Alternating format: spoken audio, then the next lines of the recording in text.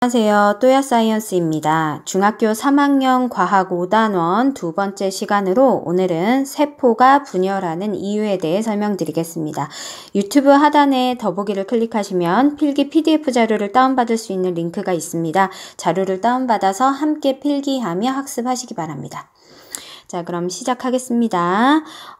먼저 세포가 분열하는 이유를 살펴보기 전에 오른쪽에 있는 표를 이용해서 계산을 한번 먼저 해보도록 할게요. 표에 보면 크기가 서로 다른 정육면체 3개가 놓여 있습니다. 첫 번째 정육면체는 한 변의 길이가 1cm, 두 번째는 2cm, 세 번째는 3cm짜리입니다. 자, 이때 각 정육면체의 표면적 값을 한번 계산해서 넣어볼 거예요. 그리고 각 정육면체의 부피도 한번 계산해서 넣어볼 거고요. 자, 마지막으로 부피 분의 표면적, 그러니까 표면적을 부피로 나눈 값이 얼마인지를 계산할 겁니다. 다 계산하고 난 다음에 이것을 세포에 적용했을 때 표면적이 의미하는 바가 무엇인지, 부피가 의미하는 바가 무엇인지, 그래서 부피분의 표면적 값이 커야 되는지 작아야 되는지 한번 설명해 보도록 할게요. 표면적부터 계산해 보겠습니다. 첫 번째 정육면체는 한 면의 넓이가 1 곱하기 1이니까 1제곱센티미터겠죠. 정육면체니까 총 면이 몇 개다? 6개다. 따라서 표면적은 1 곱하기 6, 6개 해서 6이 되고요. 자, 단위는 여기다가 적겠습니다. 제곱센티미터라고 일괄적으로 적어볼게요.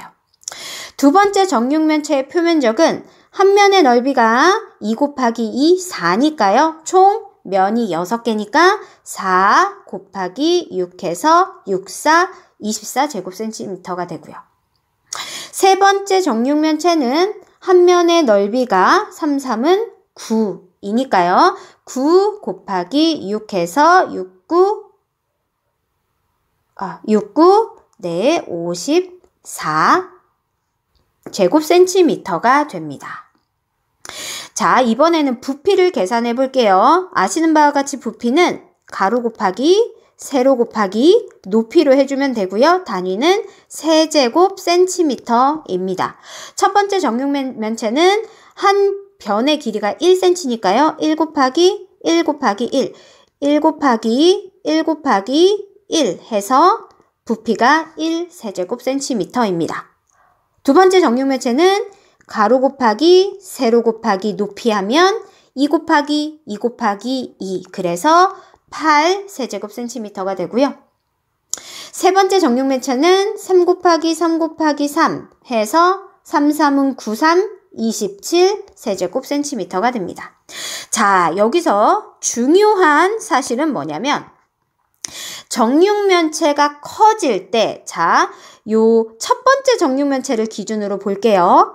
첫 번째 정육면체를 기준으로 봤을 때 두 번째 정육면체는 부피가 8배가 늘었습니다. 그런데 표면적은 몇 배밖에 안 늘었냐? 단 4배밖에 안 늘었습니다. 정육면체의 크기가 커짐에 따라서 부피가 어마어마하게 느는데 그에 반해 표면적은 좀 적게 늘어난다라는 걸 기억하십시오. 첫 번째 정육면체를 기준으로 세 번째 정육면체를 한번 비교해보면 부피가 무려 27배가 늘었습니다. 그런데 표면적은 늘긴 늘었는데 얼마만 늘었냐면 9배밖에 늘지 않았습니다. 자, 그래서 이것을 세포에 적용을 해보면 세포의 부피가 늘어난 만큼 그 세포가 필요로 하는 물질 대사 양이 늘어납니다. 그런데 물질 대사가 원활하게 일어나려면 외부와 접하는 표면적에서 물질 교환이 원활하게 일어나야 합니다. 표면적이 의미하는 건 물질 교환의 양이에요. 그런데 물질 대사 양이 늘어나는 것에 비해서 물질 교환의 양은 그만큼 늘어나지는 않는다라는 문제점이 있습니다. 따라서 부피분의 표면적 값을 계산을 해보면 첫 번째 정육면체처럼 작은 경우에는 1분의 6 해서 6이라는 높은 숫자가 나오지만 두 번째 정육면체는 8분의 24이기 때문에 3밖에 안 되고요. 세 번째 정육면체는 27분의 54이기 때문에 자 9로 약분을 하면 3, 6 한 번 더 약분을 하면 2밖에 안 나옵니다. 그러니까 정육면체가 커질수록 부피분의 표면적 값은 줄어듭니다. 세포에 적용을 하면 이 부피분의 표면적 값이 의미하는 바는 물질 교환의 효율입니다. 따라서 세포 크기가 크면 물질 교환이 효율적으로 일어나지 않아서 그 세포가 그 큰 세포의 크기를 유지할 만큼 물질 대사가 원활하게 일어나지 못한다고 해석을 하셔야 되고요.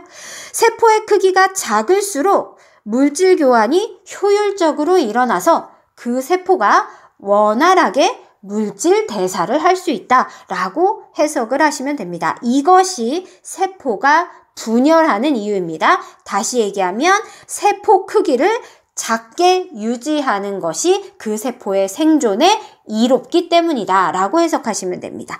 자, 지금 설명드린 것을 줄글로 좀 정리를 해보도록 하겠습니다. 세포의 크기가 커지면 자, 요 용어 기억하십시오. 부피에 대한 표면적 비율이 작아집니다. 부피에 대한 표면적 비율이 작아지면서 물질 교환 효율이 떨어지게 된다는 뜻이죠. 따라서 세포는 계속 커지기보다 일정 크기에 도달하면 분열을 합니다. 그래서 둘로 나뉘어지면서 작은 크기를 유지하게 됩니다. 이것이 세포가 분열하는 이유입니다. 자, 2번으로 넘어가서 세포 분열이 우리 인간과 같은 다세포 생물에서 갖는 의미에 대해 정리하겠습니다. 세포 분열은 크게 두 가지가 있습니다. 먼저 체세포 분열은 정자, 난자와 같은 생식세포를 제외한 온 몸의 세포에서 일어나는 분열 방식이에요. 반면에 생식세포 분열은 정자나 난자와 같은 생식세포를 만드는 분열 방식입니다. 체세포 분열이 갖는 의미는 자, 첫 번째 발생입니다. 발생은 정자, 난자 만나면 수정란이 되죠. 수정란은 하나의 세포입니다. 그런데 이 수정란에서 체세포 분열을 거쳐서 세포수가 늘어나면 아기 개체가 완성이 됩니다. 이 과정을 우리는 발생이라고 불러요. 발생 과정에서는 체세포 분열을 통해서 세포수가 늘어나야 합니다. 자, 그 다음에 생장은 무엇이냐? 아기 개체가 어른 개체, 성체로 자라나는 과정인데 이때도 세포 크기가 늘지 않습니다. 세포 분열을 통해서 정확히 말하면 체세포 분열을 통해서 세포수가 늘어나면서 키도 커지고 덩치도 커지는 것입니다. 이 과정을 생장이라 그래요. 발생과 생장은 체세포 분열에 의해 세포수가 늘어나면서 일어납니다. 자, 마지막으로 손상 부위가 재생될 때도 체세포 분열을 통해서 세포수가 늘어나서 손상된 부위가 복구가 되어야 합니다. 자, 체세포 분열은 다음 영상에서 그 단계별로 자세히 설명드릴 거지만 간략하게 여기서 먼저 설명을 하겠습니다. 자, 세포 분열이 일어나기 전 세포, 요 세포를 우리는 엄마세포, 한자로 모세포라고 부릅니다. 자, 모세포의 중심에 핵이 있는데, 자, 요 핵에서 진해 보이는 부위는 인이라는 구조인데 핵의 일부다. 그냥 그렇게만 생각하시면 됩니다. 평소에는 핵이 핵막으로 쌓여 있기 때문에 핵 내부가 보이지 않습니다. 자, 그런데 세포 분열이, 체세포 분열이 일어날 때 핵막이 사라지고요. 핵막이 사라지기 이전에는 이 핵 내부에 보이지는 않지만 염색사가 이렇게 풀어 헤쳐져 있습니다. 자, 염색사를 선생님이 빨간색과 파란색으로 실이 풀어 헤쳐진 것처럼 표현했어요. 그 이유가 있습니다. 똑같이 해주십시오. 세포 분열이 일어나기 전에는 염색사 상태로 존재하고 그조차도 핵막에 둘러싸여져서 보이지는 않습니다. 자, 그런데 세포 분열이 일어날 때 핵막이 사라지고요. 염색사가 뭉쳐서 염색체가 됩니다. 자, 염색체를 그릴 때에는 하나의 염색체를 한 가닥, 두 가닥 이렇게 두 개의 염색 분체가 붙어 있는 모습으로 그려주십시오. 자, 여기서 얘와 얘를 염색 분체라고 합니다. 하나의 염색체는 두 개의 염색 분체로 이루어져 있어요. 자, 파란색 염색사가 뭉쳐진 파란색 염색체를 하나 그려주시고요. 빨간색 염색사가 뭉쳐진 빨간색 염색체를 하나 더 그려주시는데 이 두 염색체는 크기와 모양이 비슷하게 그려주십시오. 이것을 우리는 상동염색체라고 합니다. 우리 세포 안에는 크기와 모양이 비슷한 염색체가 두 개씩 있습니다. 그것을 상동염색체라고 하는데 하나는 아버지로부터 정자로부터 받은 거고요. 하나는 엄마로부터 받은 겁니다. 자, 세포 분열이 일어날 때 이 염색체가 세포의 양쪽에 중심체라고 불리는 세포 소기관이 있어요. 용어 모르셔도 됩니다. 이 세포 소기관에서 방추사라는 게 나와요. 방추사가 염색체에 이렇게 부착이 되거든요. 방추사가 염색체에 부착이 됩니다. 방추사라는 단어는 다음 영상에서 다시 적겠습니다. 들어만 두세요. 방추사가 염색체에 부착된 채로 양쪽으로 끌고 갑니다. 그래서 이 염색체가 요런 식으로 갈라져서 양방향으로 이동합니다. 이것을 우리는 염색 분체가 양극으로 이동한다 라고 표현을 합니다. 염색 분체가 양극으로 분리되어 그러면서 결과적으로 두 개의 세포로 나뉘어져서 들어가게 됩니다. 이 두 개의 세포를 우리는 모세포에 대응되는 말 딸세포라고 하는데요. 이 딸세포에 들어가고 나면 다시 핵막이 생기고 염색체가 풀어져서 염색사가 되고요. 보이지는 않습니다. 그런데 자, 보인다라고 가정하면 염색체가 어떻게 나뉘어지냐? 첫 번째 파란 염색체의 염색 분체가 요 두 개로 나뉘어지는 겁니다. 자, 그래서 염색 분체 파란 거 하나는 이쪽으로 들어가면 다른 하나는 저쪽으로 들어가는 게 되는 거고요. 빨간색도 마찬가지로 하나는 이쪽으로 하나는 저쪽 딸세포로 들어가게 되는 겁니다. 자, 이때 한 염색체를 이루는 두 개의 염색 분체는 유전 정보가 완벽하게 동일합니다. 따라서 요 파란색 염색 분체와 아래 파란색 염색 분체는 유전 정보가 동일하고요.